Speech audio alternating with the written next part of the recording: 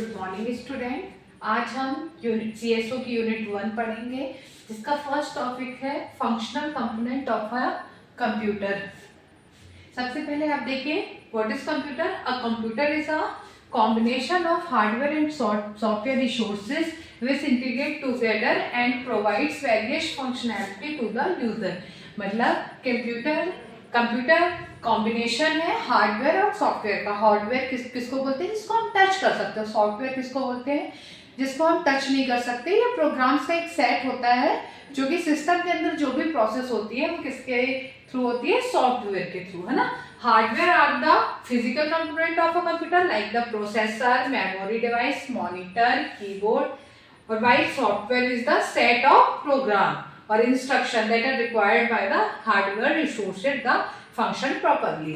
तो हार्डवेयर को हम टच कर सकते हैं, for example processor, memory device, monitor, keyboard.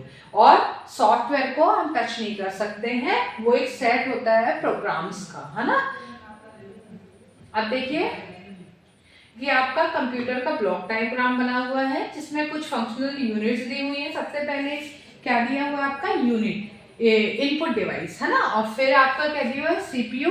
क्योंकि आपको ये पता है सीपीयू सेंट्रल प्रोसेसिंग यूनिट होती है और सीपीयू में ही आपका जितना भी जो भी प्रोसेस होती है वो किस पे होती है? सीपीयू में। जैसे प्यूपिल की जो मस्तिष्क होती है, ब्रेन होता है, वहीं पे आपके सारे काम होते हैं, सारे इंस्ट्रक्शन जाते हैं। वैसे ही आपके सिस्टम में जो सीपीयू होता है, सीपीयू को थ्रू ही सारे इंस्ट्रक्शन सीपीयू में ही सारी इंस्ट्रक्शन, सारी प्रोसेस होती है, प्रोसेस कंट्रोल होती है और रन होती है। और उसके बाद हमारे पास दो ऑप्शन होते हैं, या तो हम प्रोसेस को सेव करें जो कि मेमोरी यूनिट में होता है, और या तो हम उसका आउटपुट देते, तो होती है आउटपुट यूनिट। तो ये आपकी फंक्शनल यूनिट है। सबसे पहले देखो क्या लिखा हुआ है? Input unit. तो the input unit consist of input device that are attached to the computer. जो आपकी इनपुट डिवाइस होती है वो कंप्यूटर से क्या होती है? कंप्यूटर से अटैच्ड होती है। मतलब जिनके माध्यम से हम सिस्टम में डाटा को एंटर कराते हैं वो आपकी क्या होती है? Input unit. The device take input and convert into binary language to the computer understands. मतलब कि आप जो भी आपको इंस्ट्रक्शन सिस्टम को देना है, आप उसको इनपुट डिवाइस के थ्रू एंटर कराते हो, जिससे आपकी इनपुट डिवाइस क्या करती है? उसको बाइनरी फॉर्म में कन्वर्ट करती है, जिससे कंप्यूटर उसको समझ पाता है। फॉर एग्जांपल देखिए, keyboard, mouse, joystick, scanner etcetera. फिर आपके सीपीयू की डेफिनेशन लिखी हुई है। तो सीपीयू क्या होता है? Once the information is entered into the computer by the input device, the processor process it. मतलब जैसे ही हम इनपुट डिवाइस के थ्रू किसी भी प्रोसेस को एंटर कराते हैं, इंस्ट्रक्शन को एंटर कराते हैं, तो सीपीयू क्या करता है? उस प्रोसेस को लेकर उसको क्या कराता है? रन कराता है। The CPU is called the brain of the computer. अब सीपीयू आपका दो टाइप की मेमोरी से बना, 3 टाइप की मेमोरी से बना होता है। सबसे पहली होती है arithmetic and logic unit, ALU. तो एएलयू के नेम से ही आपको समझ में आ रहा है, अरिथमेटिक एंड लॉजिकल यूनिट, है ना।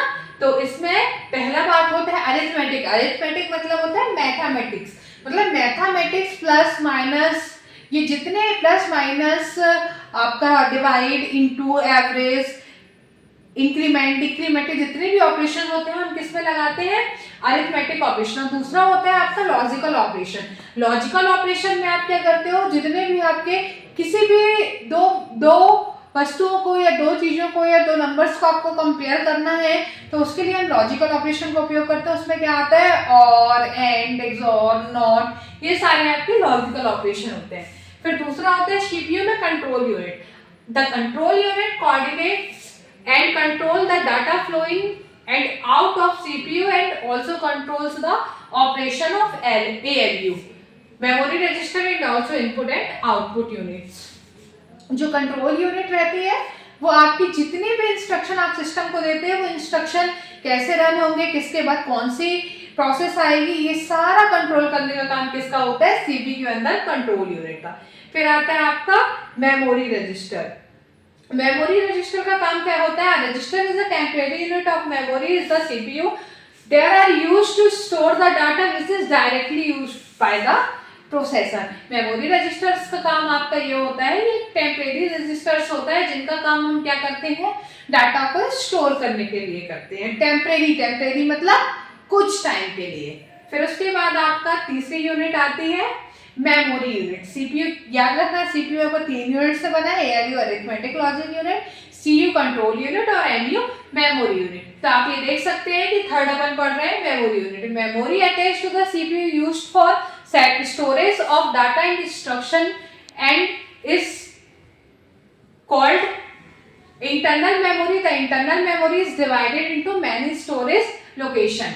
कहने का मतलब ये है कि मेमोरी यूनिट क्या करती है, आपकी जितनी भी प्रोसेस आप मेमोरी को दे रहे हो, जितनी भी प्रोसेस, जो भी प्रोसेस हम प्रोसेस करा रहे हैं, उसको अगर हमें सेव करना है फर्दर टाइम के लिए, फ्यूचर के लिए, तो हम उसको मेमोरी यूनिट में सेव कर देते हैं। और इसके बाद होता है आपका आउटपुट यूनिट, जिसके द्वारा हमें आउटपुट मिलता है या जो हमारा रिजल्ट होता है वो हम डिस्प्ले कराते हैं, उसको बोलते हैं output unit. For example screen, आपका मॉनिटर, ये सब आता है आपका आउटपुट यूनिट में।